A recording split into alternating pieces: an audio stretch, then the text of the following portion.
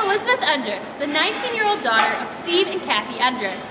My dad, his two brothers, and our families own and operate Endres-Berry Ridge Farms, LLC, a 500-cow registered Holstein farm located in Waunakee, Wisconsin. I am currently in my second year at the University of Wisconsin-Madison, where I am majoring in dairy science. This past summer, I was accepted into the Food Animal Veterinary Medical Scholars Program, which grants early acceptance into the School of Veterinary Medicine for students who show a commitment to large animal practice. As a large animal veterinarian, I hope to specialize in advanced reproductive technologies such as embryo transfer and in vitro fertilization. On campus, I am involved in the Badger Dairy Club, Association of Women in Agriculture, and am a member of the Collegiate Dairy Judging Team.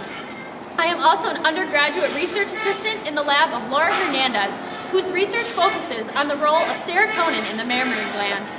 As a member of the Wisconsin Junior Holstein Association, I have participated in Dairy Bowl, Dairy Jeopardy, and have shown my family's homebred registered Holsteins at the local, state, and national level.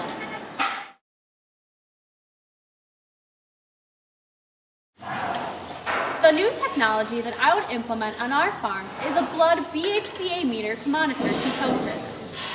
I would incorporate the use of this meter into a detailed protocol for our post-fresh pen.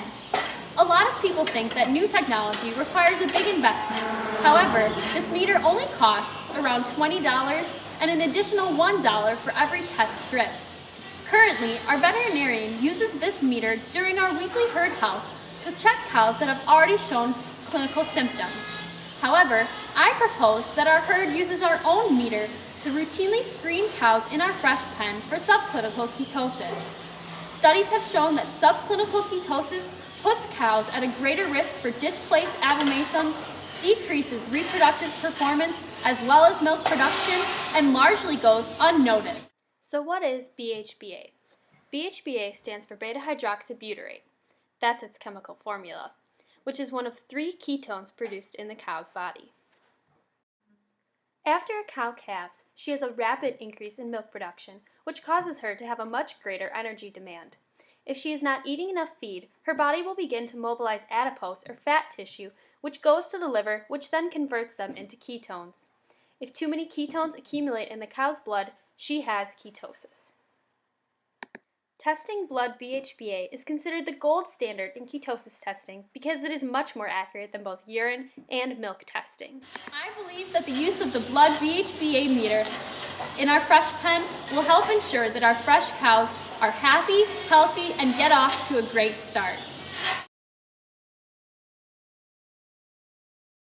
If I were asked to give a presentation to an organization in my community, I would not hesitate to take on the opportunity of sharing the dairy industry's story. The focus of my presentation will be that dairy farming is so much more than just simply milking cows. Dairy farmers go above and beyond every single day to keep their cows happy and healthy and produce safe, wholesome, and nutritious milk. In order to ensure the success of their operation, dairy farmers take on many different roles on their farm. Dairy farmers are caretakers. They work hard 7 days a week, early mornings, late nights, and even on holidays to take care of their cows. They implement the latest research and technology to keep their cows comfortable, cool, and content. They also work closely with their nutritionist to make sure they have a balanced diet and closely with their veterinarian to keep them healthy. Farmers are environmentalists.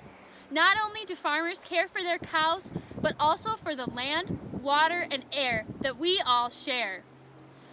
A mature dairy cow produces about 120 pounds of manure every day, which, as you can imagine, is a lot. Farmers then spread this manure on their fields because it is rich in nutrients like nitrogen and phosphorus, which are essential for healthy crops. Farmers closely follow guidelines called nutrient management plans, which say when and where they can spread manure in order to ensure enough nutrients are applied, but not too much. Most of all, today's dairy farmers are fathers, mothers, grandparents, and anything in between. 97% of America's dairy farms are family-owned and operated, and many farms have been passed down for generations. My great-grandfather started our farm in 1915, which makes 2015 the 100th anniversary of our farm. I am so incredibly fortunate to be a part of the dairy industry and hope to help consumers understand how much time, dedication, and passion goes into every glass of milk.